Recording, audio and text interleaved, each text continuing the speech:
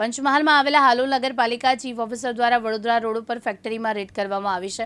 નગરપાલિકાના chief officer સફાઈ અભિયાનમાં હતા તે દરમિયાન ટ્રાન્સપોર્ટની ગાડીમાં ઓછા માઇક્રોનના ઝબલા મળી આવ્યા છે।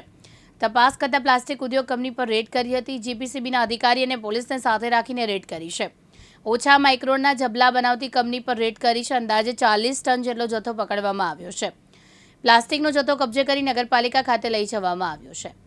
આજે હાલોલની સ્વચ્છતાનું રિવ્યૂ જાતે ચાલતા કરવા માટે હું નીકળી હતી ત્યારે મને સૌથી પહેલાં તો નગરપાલિકાના નજીક 2 ટ્રાન્સપોર્ટર મળ્યા, જેમાંથી માલ 1007 કિલો માલ જે છે પ્રતિબંધિત પ્લાસ્ટિકનો મળ્યો અને પછી એના આધારે બીજી પણ માહિતી મળી, જેમાં અહીંયા આરજી સિનેમાની સામે 2 આવા પ્રતિબંધિત પ્લાસ્ટિકના જબલા બનાવતી ફેક્ટરીઓ ધમધમે છે એવું ધ્યાનમાં આવતા અમે ટીમ લઈને અહીંયા આવ્યા છે અને હાલ માલ જપ્ત કરવાની કાર્યવાહી ચાલુ છે।